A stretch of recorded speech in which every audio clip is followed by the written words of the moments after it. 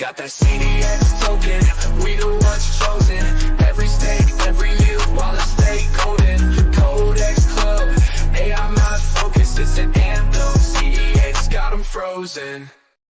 Whether you are Pakistani, Gujarati, Punjabi, Bengali, Somali, American, Canadian, heck, even if you're Chinese, the American presidential election pretty much means everything to you. If the wrong bloke or Sheila steps into that White House, we are all going to go broke and die. That's why we here at Club Cod3x have put together 3 helpful tips to get you through this election season. And heck, you may even earn a couple bucks along the way. So stick around for the patented Cod3x Election Night Playbook. But first, join me, Charles, and Beavis as we discuss the breaking news, gotta drop the bomb. Hottest school since Marvel's prom. Hey guys, how's it going? Going good. How are you feeling today? Shout out to my Gujaratis out there. Oh yeah, Tomorrow's for you. It is for you. We're doing this all for you guys out there, all around the world who are maybe a little lost and confused and unsure about how you should feel about the presidential election. Isn't that right, Charles? That's right. It's extremely exactly right. I still don't know how to feel. Yeah. Well, I don't know how to feel, and I'm going to tell you how you should feel. So I feel like those pearls of wisdom. The election only matters if you're not in America, because if you're in America, nothing changes. But if you're not in America, whoever wins might depend on whether you're getting bombed or not in the next 4 years. Yeah, that is an unfortunate reality of the imperial system. Apologies. But yeah, I'm not streaming from jail. I'm streaming from Club Cod3x, baby. I'm the only one actually in the club. I'm wearing the uniform. It's the team colors, baby. I'll wear the uniform one of these days. I have one too. Oh yeah, it'll be a surprise stream, so stay tuned for that. Guys, let's talk about what's on everyone's mind right now. Not just the presidential election. I'm sure that's a big one, because we're going to get some big news in the next 36 hours. Who's the next leader of the free world? But what everyone's really concerned about is, let me just zoom in here. This right here. We were all on top of the world. I don't know if you remember, everyone was so excited. We're going to hit some new all-time highs on Bitcoin. And it's been a nonstop butcher's fest ever since then, dude. Wow. Are the Bears back in control? What's going on here? Any ideas? It's crazy that when things go up, afterward, typically, you see them go down. That's one of the craziest things about Bitcoin to me. What happens when it paints the other side of like the year chart? You know what I'm saying? What happens when it goes to zero? Is that ever happening? As long as Sailor's in control? Now, if we throw it on the weekly, it looks a little nicer, doesn't it? Do they have a yearly chart? Well, I believe they do. Let's see a 12-month chart. Whoa. 2022 was the year, baby. Dude, 2022 was awesome. Using some basic pattern matching here, I see it's 1 green bar, 1 red bar, 3 green bars, 1 red bar. Dude, we got one more. We got another green bar coming up. That's what. And then we need to surface more financial crimes. Sailor, don't do it to us, please. No crime. Oh, I don't know. I don't know if we'll be surfacing any more financial crimes, considering tying this to the election here. Both candidates seem to be fairly positive on crypto. My hypothesis for this chart is nothing that crazy, and I'm sure if you guys will agree that primarily what this is just the uncertainty leading into the election, right? Yeah, I mean, I think everybody's certain until Bitcoin's 71K. And then it's right. like, well, maybe I'm not as certain as I thought I was. I should hit the market sell button. But yeah, I mean, I guess Bitcoin is so big now that when it moves, it matters. But I'm just like so used to this kind of volatility that I just don't care. It's like, you know, it does nothing to me. It goes up, it goes down, and eventually it'll do something else. Maybe it'll go sideways. The third option. The one thing that we can all agree on is that we'll continue to go to the right. Charles, any strong feelings on Bitcoin? Are you happy? Are you sad about this? Yeah, sure? I don't really feel anything. It's gonna go up. That's what I think. It's gonna Whoa! go up. I mean, depending a directional on who, bet by Charles. Yes. We'll check Depending back on next week. who wins, it just shifts the timeline. So I think if Trump wins, Dems it's win, gonna go ETH up goes quick. up finally. Yeah. ETH is I mean, the Democrat coin. Bitcoin is the Republican coin. I that believe seems that. to be what Kobe was saying here. Michigan holds more ETH than Bitcoin. Surprisingly, they're buying big on the ETH. So it seems like Kamala is winning Michigan. Another L Interesting. for Michigan. Yeah, interestingly enough, I think Kobe said that it doesn't really matter who wins; it's going to go up. But I have an analyst here who said that it doesn't. If Bitcoin goes, I'm sorry, if Kamala wins, Bitcoin will go to 50K, and if Trump wins, it will go to 90K. And this is from Gautam Chugani, Mahika Sapra, and Sanskar Chindalia. So, I think they know Those what are they're the talking trusted about. names of the Bitcoin. Yeah, those are the trusted Bitcoin analysts we all know and love. But what that tells me really is it really is just Let me pick in some there. some nice round numbers. Yeah, it's uncertainty. No one knows where it's going to go. I personally am with Charles, though. I do think that we're going to bounce back here. Wow. Look at that. It's testing the support, right, guys? Look at the support. Whoa. It's going to Actually, go this down. one here, It's going to so test. Just draw a line there, and then that's what's going to happen. yeah. If I had I'm not skilled enough with these. I don't play with these enough. I only listen to You the call yourself a horoscope. trader. Well, I'm a vibes-based cycle. trader. What happened to We that see when woman? What happened Mercury to the is woman in who was retrograde. Yeah. I'm a Marin. Marin is a successful recording artist now. And she Really? also Wow. features on YouTube videos from So Jubilee. We might be able to get her on. Holy Marin, if shit. you're Actually, watching yeah, this, we should sponsor an episode all about. Okay, it's not in retrograde. Okay, November 25th to December 15th. Everybody, what does that mean? that's when Mercury is in retrograde. Does that mean it goes down? I have no idea, but something will happen. All right. So, guys, keep your eyes on the stars. Mercury is going to be in retrograde, which means something. But let's move along here because I've got another interesting thing here that may be a little bit more in your wheelhouse, fellas.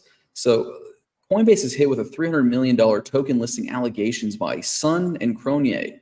Now, if you've been around for a while, you might recognize these names. Sun being the sun god himself, Justin Sun, and Cronier being some South African guy. So according to Sun being everything that all that we matters. know orbits around. Exactly. True. every if you don't know this, the entire crypto economy is really sustained by Justin Sun and Tron.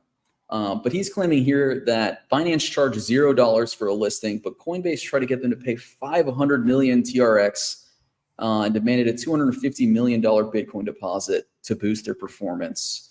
And this came after, they don't have, here they go. The Andre Cronier tweet where he says, Binance charged $0 for a listing, but Coinbase asked for 300 million, 50 million, 30 million, and 60 million. Now, Coinbase people, not Brian Armstrong himself, but Coinbase people have been adamantly denying this, saying that they might have been in contact with the Coinbase Earn team, which you pay them for like educational campaigns and the like. But I'm curious as what you guys think about this. Are you all familiar with sex listings and how they work? Not the type you're talking about. Am I right, fellas? Sorry. Dude, you work in crypto. There's yeah, I mean, basically, like if you look at Scroll's launch that was one of the most egregious examples. It's like, okay, here's this really well-funded token.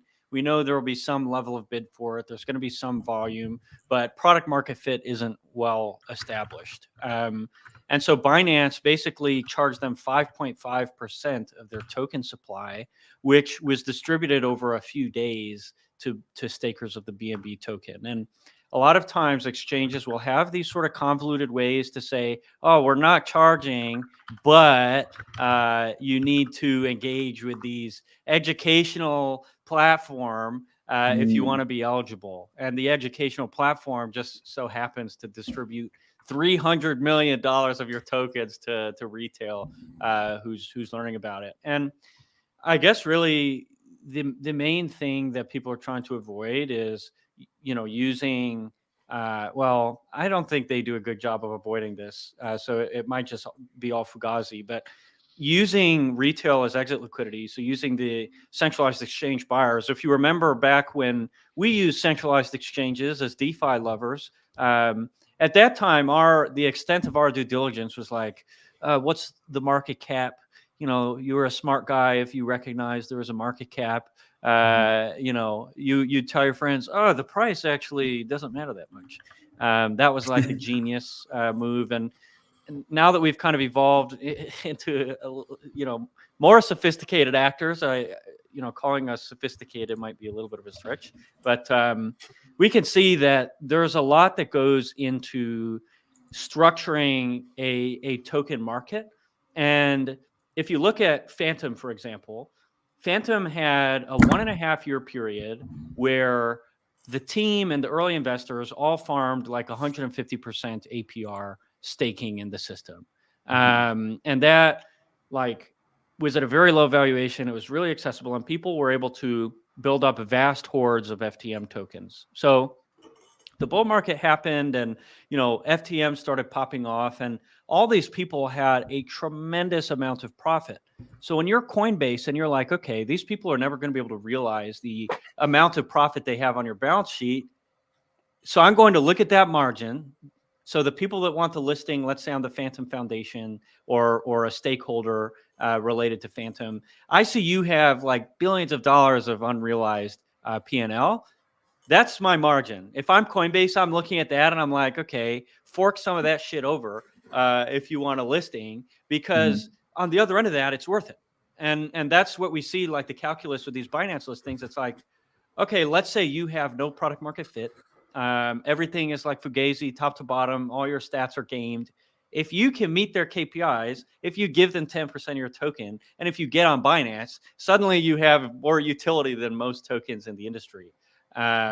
So that's kind of why people play the game. And like, it kind of makes sense. As twisted as it is, it's like, if you're a lawyer and you manage to save a company $100 million, they might give you $10 million, you know, or if you save a company $1 billion, they might give you $100 million. We've seen this. This is how they said, what's his name? Epstein made his money.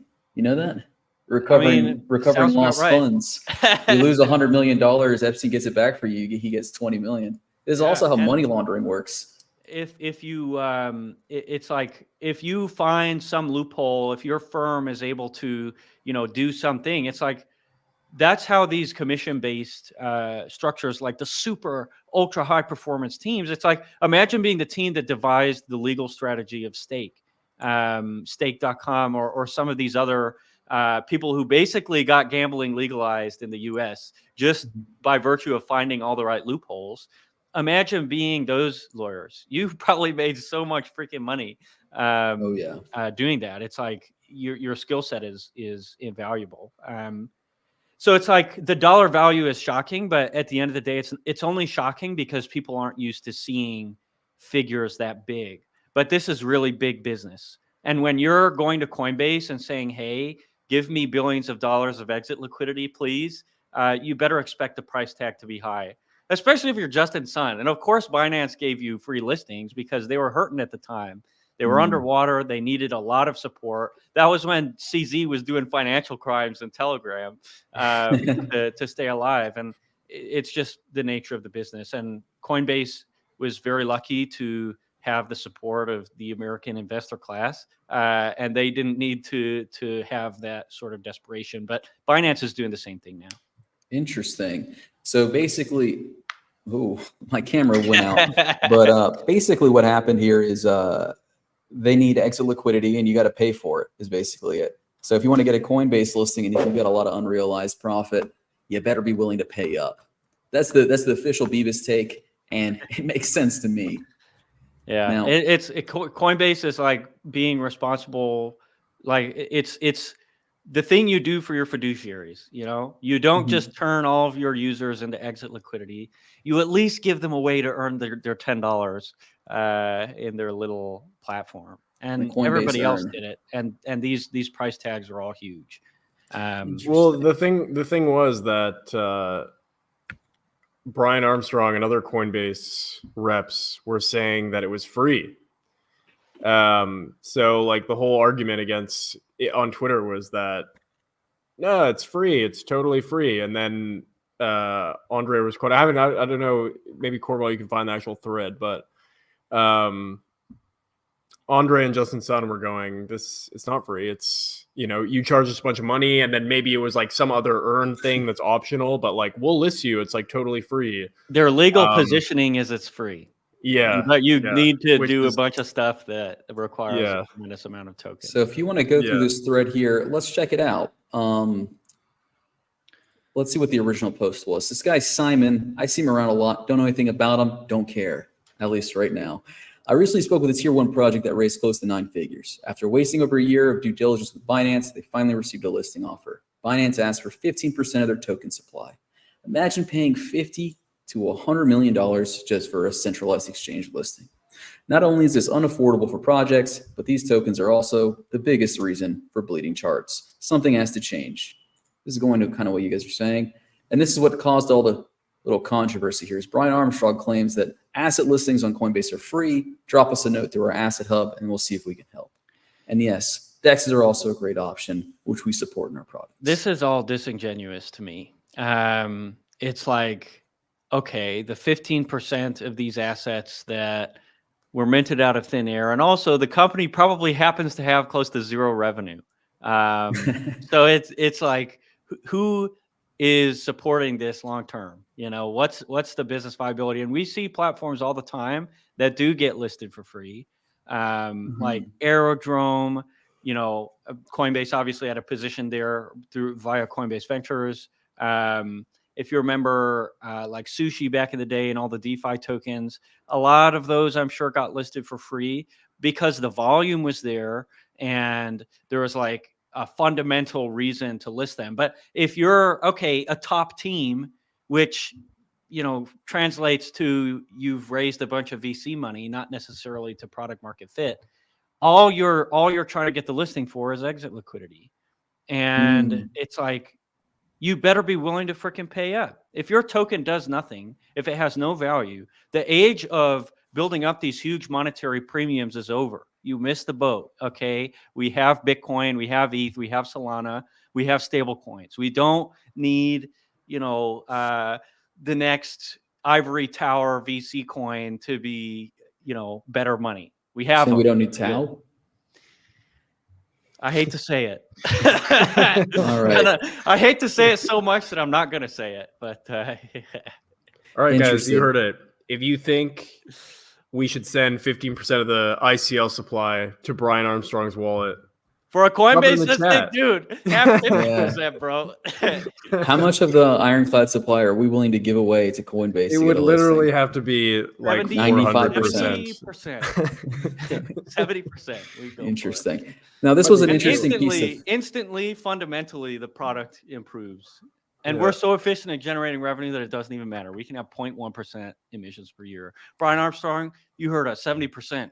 It's all yours. Well, you got the link here. I'll send it to you after the show. We can see what I actually bookmarked it. So 70% to make our tech good again. Hell yeah. Good deal. Now, I thought this thread was interesting because it got really dramatic. You had this guy. This is the thing you love about Twitter. I mean, it's decreased in quality quite a lot, but you still get these moments where you can kind of have just some random guy arguing with like a guy who's got a lot more. Luke Youngblood is not a random guy. I think he might be talking about KP, but you go talking about Luke KP. Youngblood. You're Yeah. lying. Yeah, Luke is a. Who's Luke Youngblood? He's Moonwell. Oh, he's a big dude. Or core. Yeah. Luke, I'm sorry, dude. Don't kill me, bro. You better not be messing with Luke. I like how he implies here that Andre is getting fished. Dude, that happens a lot. But then Andre drops the big guns. He says, I'm not under NDA, so I'm very happy to provide proof. This is yet to materialize, however. So something I'm interested in seeing playing out. But yeah. Well, if Andre can fricking crank it and put the heat on him to get a cheaper listing, good for him. It's like the same reason Coinbase has a fiduciary responsibility to charge him $60 million.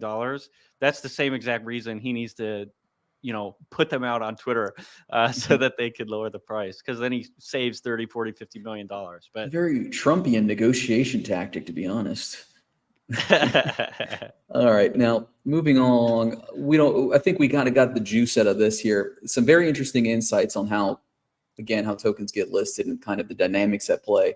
Let's move along here to something else a little bit more political, which is the upcoming U.S. elections poised to influence crypto legislation 2025. Now, the big thing I pulled out of this, and the thing I want to talk about, is the amount of donations flowing in from crypto to American politics. Now, historically, this means you kind of get whatever you want. Not whatever you want, but you get a lot more leeway. You're buying policy here. Raised over $200 million in this election to put behind key races. And you've kind of already seen this with how candidates have stepped up and said, both of them have said they're going to take fairly positive stances towards crypto.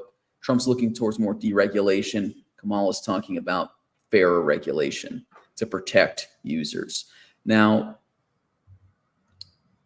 that's well and good and all, but it hasn't really felt lately that the legal barriers are really what's holding crypto back at this point. Am I correct in that feeling, Charles? That's not true. Oh, it is. It's still happening. Yeah. All right, Beavis, go for it, dude. You got something to say? No, regs are like a 1,000 mile tall barrier, but it's more than just crypto. It's like payments in general, fintech in general. It's like the regulatory moat you can build is just enormous. And with crypto and DeFi especially, it's like we still have no clue. Like we like if you want to build a robust compliance strategy, you basically just need to assume the worst, which is DeFi's non-custodial finance is going to get regulated just like custodial finance. In which case, you're just like, fuck America. We're not going to do it over here. So yeah, it's great point. As we showed on the last episode with even Trump's World Finance Liberty Freedom Forever token, you had to be an accredited investor to buy in, which is $200 liquid in your bank account. $1 million liquid in your bank account, or $200 a year cash flow to get certified. $200 a year? Yeah, you have to make $200,000 a year or have $1 million. I was like, $200 a year. Well, it's not. Well, I mean, let's be reasonable here, dude. America's a tough country to live in. No, so yeah, the regulation does seem to be quite big. All right, so to the point of Kobe's original point, is that, do you think whoever wins, we're just going to start winning and never going to stop losing again if we get some regulatory certainty, Beavis? No, I mean, it just is like it has been going to slowly evolve into a normal industry. And I think we're already seeing kind of the writing on the wall. It's like, to be honest, and I hate to keep caping for meme coins, but like meme coins are one of the most normal things happening in this industry right now, because it's like the idea of being able to enter a seed investment or a pre-seed investment at, let's say, a $10 million valuation and exit a year later on retail's heads at like a $10 billion valuation.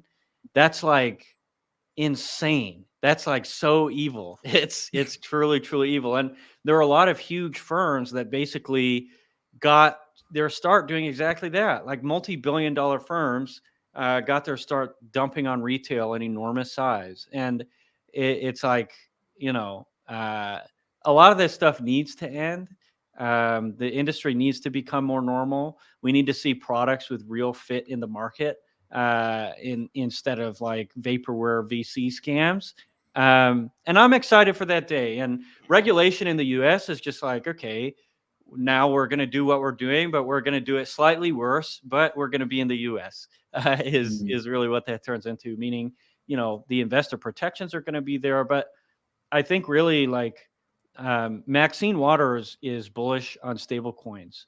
And Maxine Waters herself is bullish. You're close personal friends with Maxine Waters, aren't you? I've seen a picture of you two rubbing shoulders. I've met her a number of times. But it's like, what I think is going to happen, and this is where I say Bitcoin is Republican and ETH is Democrats. Like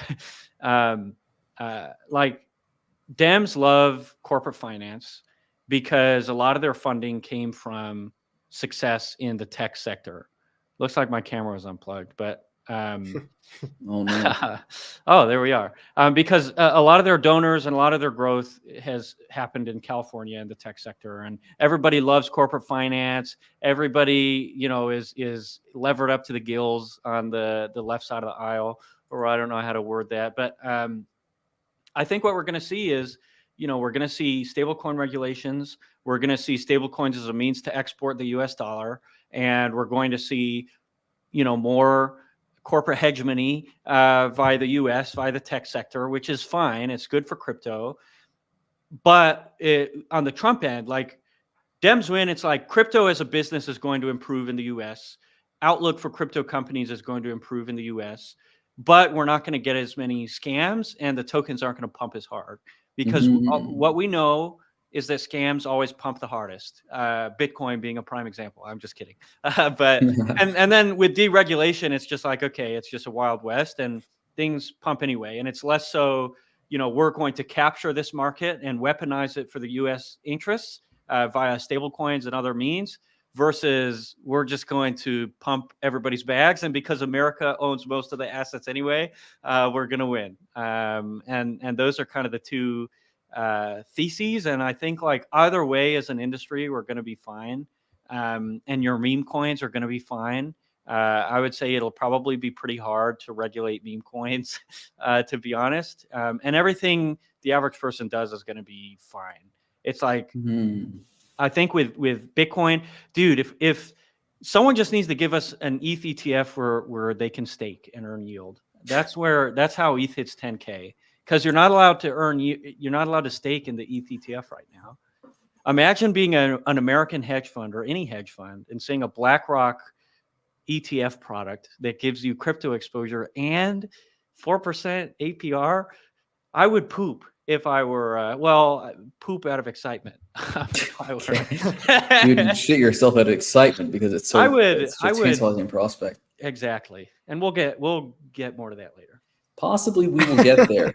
Hopefully. Yeah, Charles. I think in the short term,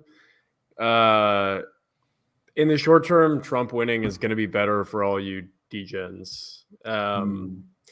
I think a Wild West scenario in the next year is a lot better for all your shitty altcoins and my shitty altcoins. Yeah, short term it's really good, and I think all of us stand to gain.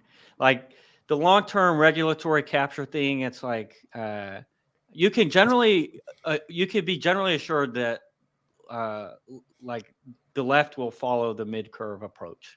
Or I hesitate to call them left, the kind of follow Adam Cochran. That's the approach it's going to follow. Okay. Exactly. That's exactly the ultimate, like how can I devise a solid replicable strategy that maybe isn't the most realistic strategy in the world, but at the very least will take us to where we want to go.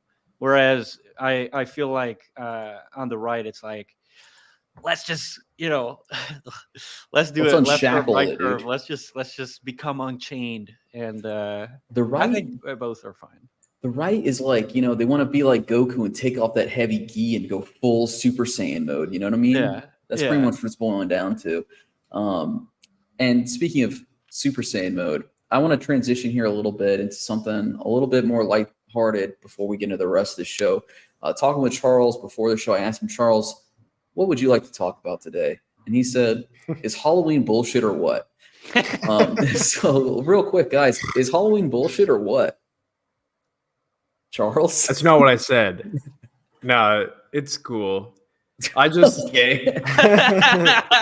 All right.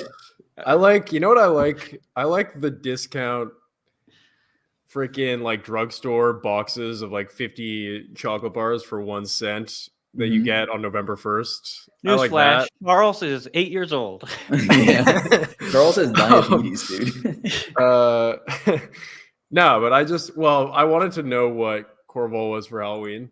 I just I have a lot of friends who are really into their costumes.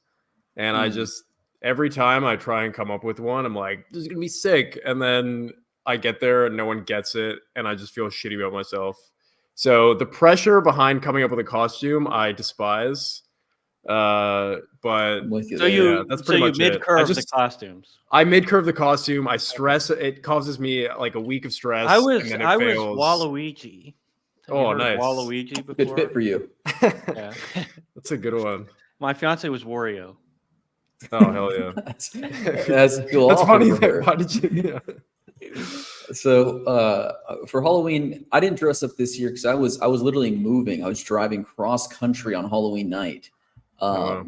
But I'll tell you a costume I had that was similar to your experience, Charles, where no one got it and it was just humiliating.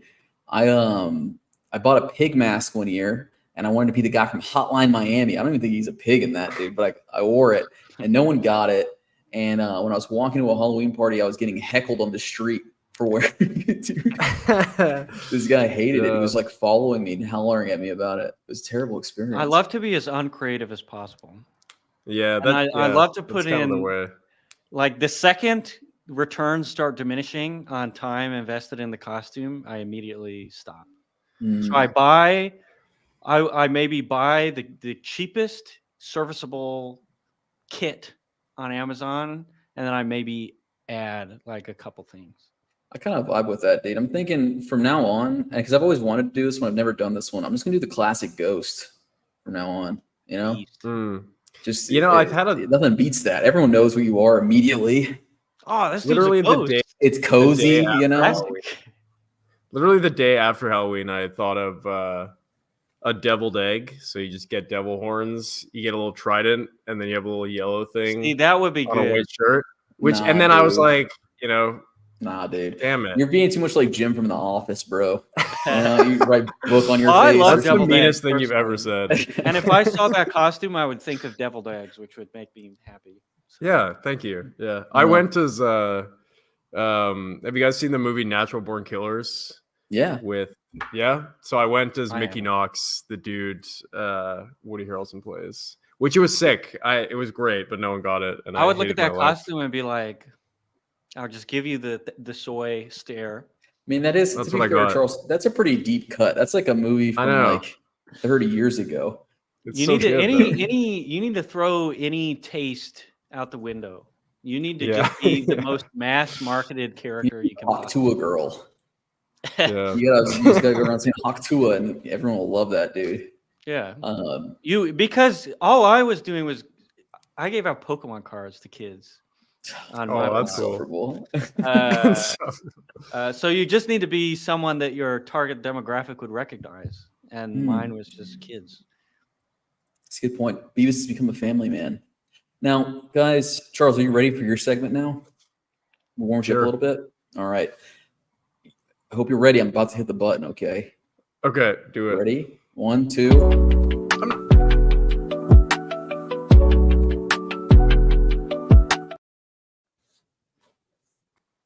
Oh no. Yeah, you, dude. Tell us about the chapter spotlight. You're on the spot. All right. Listen up. No messing up, by the way. God. Partner spotlight. I got two things to say. One of them is, are you feeling optimistic? Because if you're not, you will be. Because there's going to be some OP rewards flowing to Ironclad in probably the next 3 days. We're thinking about rewarding the money markets, ETH, popular big money market assets. ICL stakers are going to get something cool. IUSD liquidity providers are going to be rolling in optimism tokens. And yeah, that's the first thing. The second thing I had to say was that I forgot. Oh yeah, the lore discount. The lore discount has one more week to go. So next week on this day, the O-lore discount is going to be at 50%, and everybody's going to be able to exercise their tokens and stake them. I think that's it. That's all I had for the chapter spotlight. Boys, anything to add? We should find a way to make this screen bigger when Charles is on it. Oh God, this is my nightmare. We're working on it. Great job, Charles. And we need to make him vamp for like 10 minutes. I should have made you write bullet points beforehand. Let's move on to the next segment, though. Hey.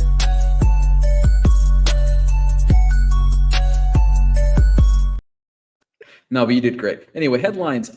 Here's where we're going to get into our 3 helpful tips for the Cod3x election night playbook. So the first up I want to talk about for you guys, because we have, our audience, I would say, trends to be a little bit more big-brained. Do you guys agree? Our folks are pretty smart. Yeah. They're pretty smart. I don't know how degenerate, how many of you are. You're not that degenerate. Welcome, Luna Man. But the first piece of advice is just for anyone. No matter how degenerate you are, please bet responsibly, okay? We've got this Kalshi app available now for betting on the election. We've got people placing large leverage orders in anticipation of certainty being achieved on election night. And I just want to remind you guys, no one knows what's going to happen. So please bet responsibly. And it looks like Martin Shkreli made a good trade. I bet he sold his Kamala wins shares. A lot of he literally bought the bottom and then. Well, pardon me, but he's a freaking criminal, and he's not a genius, because I said the same thing, didn't I? I said it's completely misvalued here, but I'm not allowed to buy that trade. I'm pretty sure he watches Club Cod3x.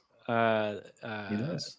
Would be like a 50-50 coin flip. That's how I know the market is efficient, is when that's how they measured the election. Because it's literally like nobody knows.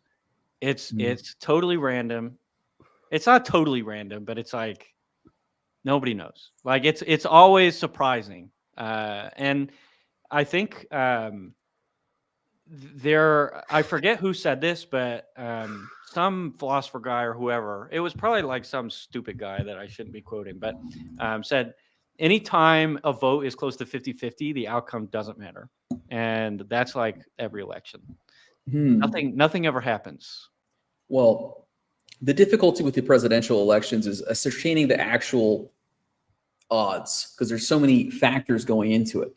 As you may know, I hate Nate Silver. Nate Silver's made a career out of trying to predict elections, and he's almost always wrong, but he still gets the limelight.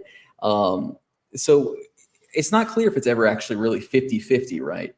And a lot of people are getting really hyped about this because of the, predicted markets and the Kashi markets and the Poly liquid, market. efficient markets in the whole world, by the way. Yeah, and if you look at this, they're favoring Donald Trump here on Poly market, but if you go over to predict it, they're favoring Kamala Harris by a larger margin.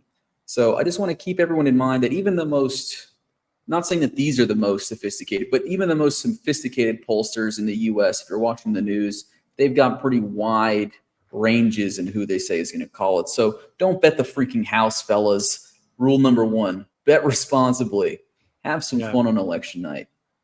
What Luna Man says, we're always going to get debasement no matter who wins. And so if you hold crypto, you're the real winner no matter what. That's true. That's true. And that was what Kobe said, We'll either get further debasement or deregulation. So that's dope. So I also wanted to point out here on the Poly market, I don't know if you guys saw this, but it was like a French guy like dumping millions of dollars into the Trump pool. And I saw this tweet. This is a really small account, and I wanted to get your opinion on it. He was saying that the manipulation in the spread like this was a market maker trying to get people in on the action. Lines moving like this, the main purpose is for money, and it's a thin order book. So what do you guys think? You guys think someone's manipulating the market to get people in? Makes sense. It's a new platform that just launched. Oh, wait, I'm showing the wrong screen. That would be pretty smart, creating the arbitrage opportunity. But I don't necessarily buy it, but maybe, who knows? It is all these markets are kind of illiquid. It's like a really thin book, and who knows? It's like I would be excited to see Poly market prediction come true day of, simply because I think that'll be like a really great thing for crypto. And nothing ever happens. So I wish you had a chud overlay that you could put on top of me. Yeah, you are kind of a chud. And I mean that with the greatest sincerity. I want to see the Poly market liquidity here. I can see the volume. They don't make it easy to show for obvious reasons, because it would that's like lifting up the curtain a little bit. Yeah, that's like showing, the details here. But I want to point out, the sizing of the bets kind of affects this, but it's also the liquidity is extremely important here. Like, we're talking about an election that's going to have 200 million people voting in it, less than that probably, but it's a lot of, there's a lot more factors going into it. And the idea of betting on smart money is kind of silly here too, because, how much do they actually, you could be the savviest investor in the world. That doesn't mean you necessarily know what like the farmers in Iowa are thinking, right? So keep that in mind. Next up here, my second tip is, remember, we're all in this together, okay? I want you guys all to remember that, because this is the most important part. The election season gets really cantankerous. Everyone gets very up in arms. They get very polarized, right? But Kobe had a nice little post here. I'm an American. I can't vote, which I was surprised by this. This guy's freaking British, dude. And you guys all listen to this guy? Incredible. He can't vote, so him favoring Trump would have no impact. There's exactly 0 people reading crypto Twitter who will make their voting choice based on what a British guy says. But he thinks that Trump would be significantly better for crypto by a margin, by big margin, but it wouldn't even be comparable. But Bitcoin is going to go up either way, right? So regardless of what happened, guys, we're on the same team. I'm willing to shake hands with Adam Cochran, dude. Even though I think he's a dumbass, I'm willing to, make amends with him. And so the final thing I want to say about that, remember, we're all in this together. It kind of like Beavis said, I'm kind of Chud mindset on this too. Whatever happens isn't going to be that significant. But GCR had a great point here, where the most important thing is, if you can, get out there and vote. Charles, get out there and vote in American elections, dude. I think you can. So I heard you don't need IDs. So yeah, you don't need IDs, so you can just do it. So get out there and vote, guys.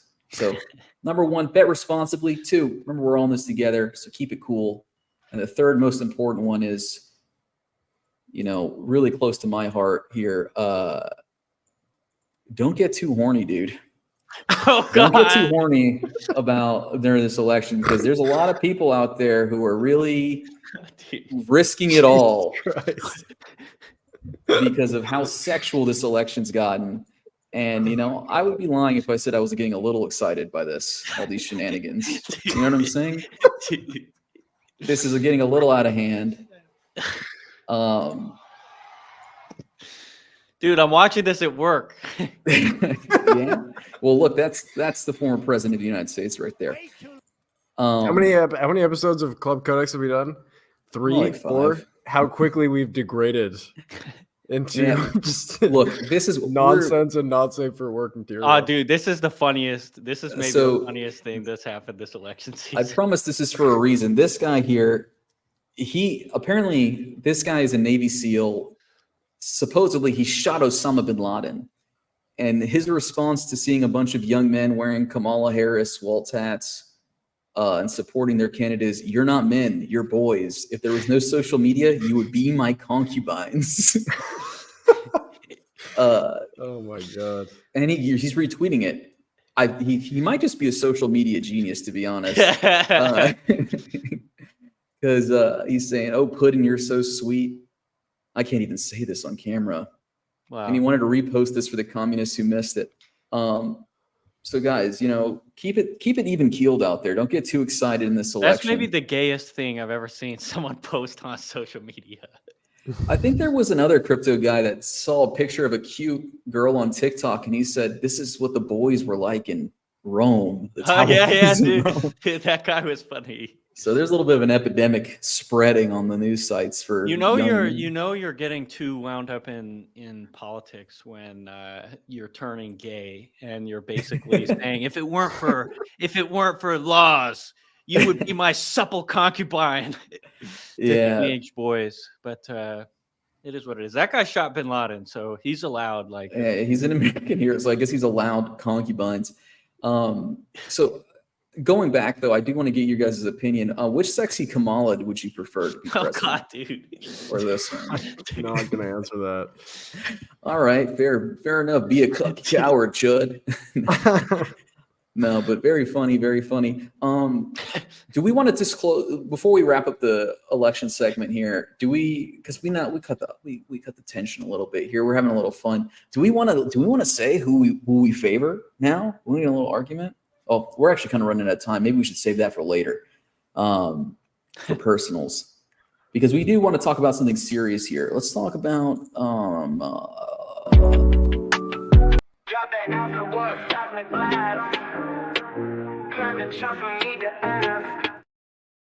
Got the chopper, don't need to ask, lady. Let's talk about the latest Codex initiative, the latest Codex product, if you will, latest Codex integration. Mr. Beavis, could you explain to us what the hell is Codex USD and why do I give a frick, dude? Yeah. Codex USD is many things. Trying to figure out how to explain it in the most straightforward, easy to digest way for non-technical people is something we're working on. But I like to think of it as... All right, Charles, you go now. Charles, you explain Codex USD right now. Sure. Codex USD is a way to offer decentralized lines of credit to other sophisticated actors and protocols in DeFi.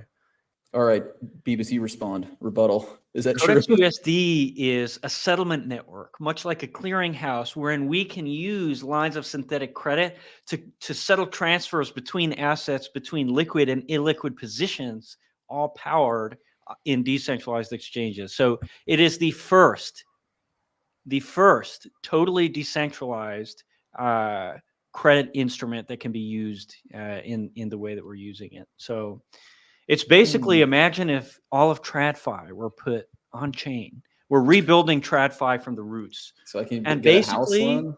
a year from now, we're going to see $1 trillion of volume per minute with Codex USD. Per minute, Jesus Christ. Well, that's one hell of a sell. What does that mean for me, though? How do I get in on this? Yeah, I So- mean, I'll frickin' tell you, like, we've been working on chapters for the longest time, and you know, just pulling back the curtain a bit, your average chapter right now is generating about between $2,000 and $5,000 of revenue per day, which isn't like awful, but it's like, you know, not that exciting. And one of the issues that we run into is it's not capital efficient enough. So the system is very efficient at generating revenue and generating yield, but it's not very efficient at scaling. And it's not capital efficient enough for people to just dive in and get started right away. So with Codex USD, we launched the Make Fun token, which if you don't know what make.fun is and you're not up to speed there, just ask in Discord and someone will freaking tell you, or look at my Twitter. But in 24 hours, we settled over $7 million of volume, and our cost of capital was totally nil. It was zero. It was like the amount of money we spent deploying the pool, the amount of gas, and that all of that volume within that 24-hour period generated $30,000 for Codex. And the implications of that are enormous. This is two pools. And if you think about Metcalfe's law, eventually those two pools, the settlement between the pools, and obviously, you know, the launch volumes are always much higher, but imagine the Make.Fun platform when new tokens are launching every day or every hour or every minute or every second.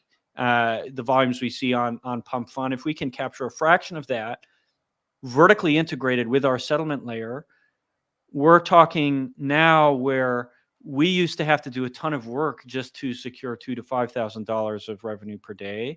Now we're talking tens of thousands, hundreds of thousands in revenue per day. Wait a second. Potentially.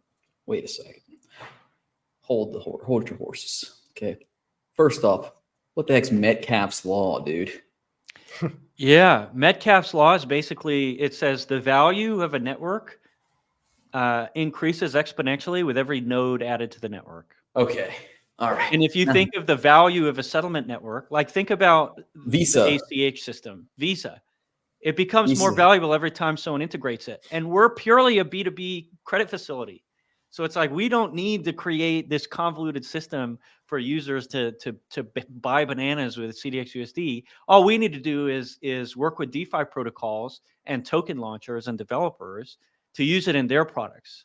And then all of these different, think about all the transfers from token to token to token. Soon you're going to be holding CDXUSD instead of USDC because it's DeFi native and it doesn't come with the opportunity cost of the transfer. USDC is never going to be able to issue credit on chain like we are doing. So to Frasky's point, why make something with a real use case when you can make a meme coin? Why make a meme coin when you can make money off of everyone's meme coin? Is that the idea? Yeah, MF is like an index of meme coin volume, MF and token, and baby. volatility. The MF and token. So yeah, get up to speed on Make Fun on the Twitter. You can go to Make Fun Base, and it's really like the potential is enormous. And when you think about our history of lending, think about, you know, in a world where these tokens are effectively backed by CDXUSD in the market, think about how we can underwrite them. So now meme coins can be underwritten like any asset. You know, in the same way you get a loan on Bitcoin on our platforms right now, in a world where these tokens are launched with CDXUSD as a counter asset and potentially with lines of credit to launch at a higher valuation, it's like, dude, you know, we can give out huge loans to people, and we can do it in such a way that it's fairly low risk, lower risk in a lot of ways than giving out loans to mid cap or even blue chip altcoins. So really, I would say an exciting innovation, and keep an eye on what we're doing in that domain. And we're going to have a nice dashboard that'll show you the volume of CDXUSD, and it's super simple. It's, you know, we want volume going upward and rightward, and So- anything else is secondary to that. Yeah. So what can our beloved viewers do right now to participate and capitalize on this?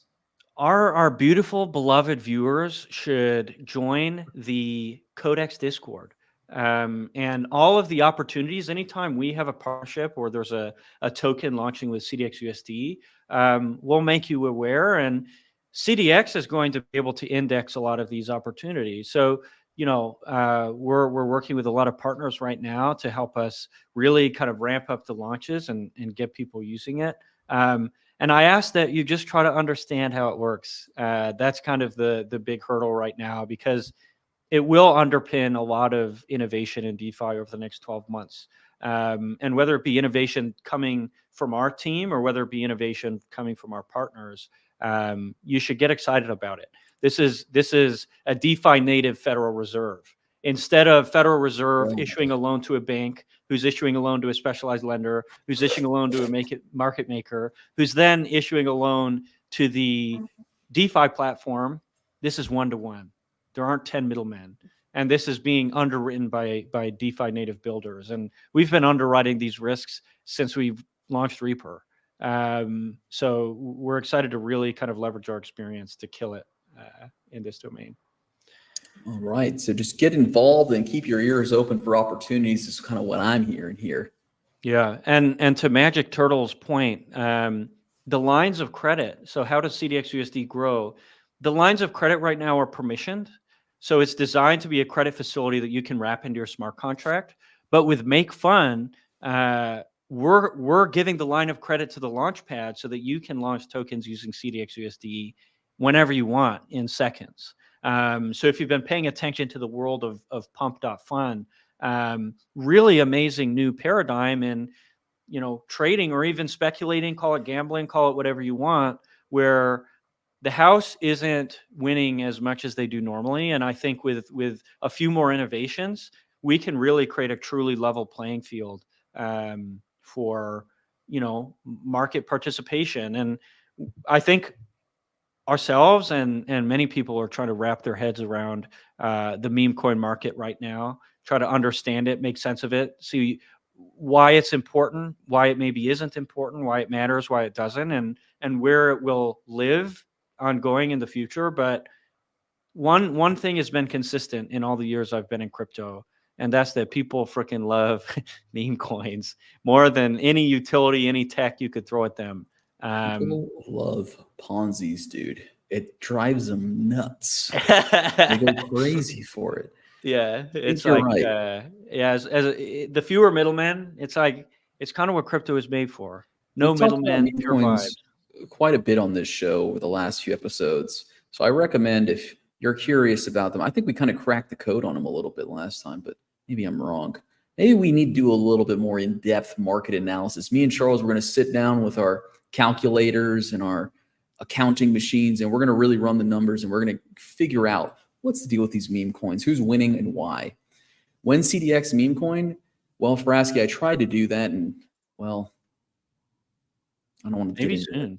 I don't want to get it. I don't want to talk. I want to talk about what happened to me when I tried to make a CDX meme coin.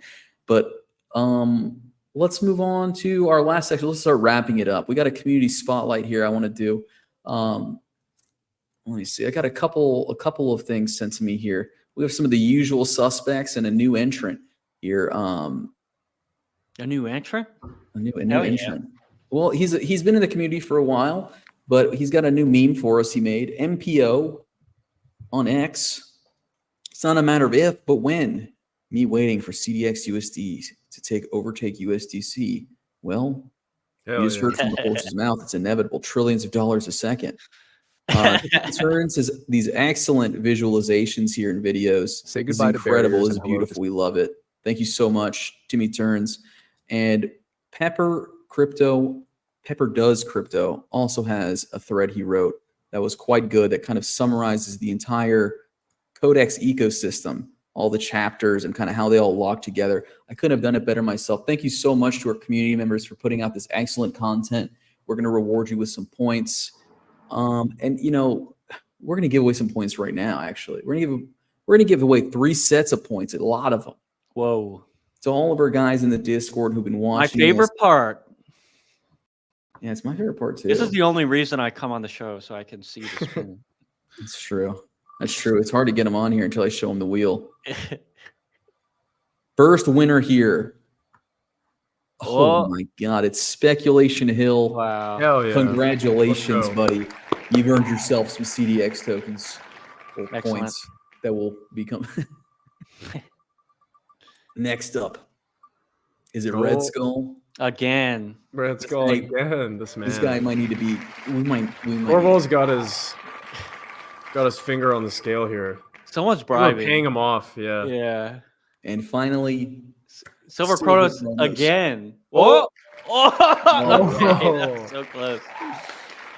So congratulations to Speculation Hill, Silver Chronos, and Red Skull. I'm writing those in the chat here just so we don't forget. You guys will be getting some Puntos Maximus. Well, guys, any final words for our audience before we sign off here? Now, where it's been a great episode. The election, we're going to have a new president in the next 48 hours or so. Yeah. I mean, I guess if you are like a crypto single issue voter type person, there's no way to lose. It's like either the Democrats are going to keep inflating the currency to shit and it's going to pump all securities markets, or securities markets are going to deregulate it and it's going to pump anyway. So it's like really all we're thinking about here is time frames. And in terms of regulations, you know, I think it's just a priorities thing. So I wouldn't sweat it too hard, but I'm not really a political guy, so I don't have a lot of advice. Charles, anything you want to say? No, I'd like to say, you know, be respectful, be kind, don't spend too long on Twitter the next 24 to 48 hours. It can only be bad for you. Yeah. So just chill out, maybe go for a walk, and everything's going to be okay. Crypto's still dope. DeFi is still dope. It will always will be. So, yeah. That's all. Yeah, I agree. Guys, chill out no matter what happens. If Trump wins and they put all the liberals inside crystal prisons for 10,000 years, or Kamala wins and we all have to get put in cages and eat Soylent bricks, it's all going to be all right because I think Bitcoin will go to $100,000. I'll see you guys next time. Got that CDX token, we the ones chosen. Every stake, every year, while I stay golden. Cod3x Club, AI not focused, it's an anthem. CEX got 'em frozen.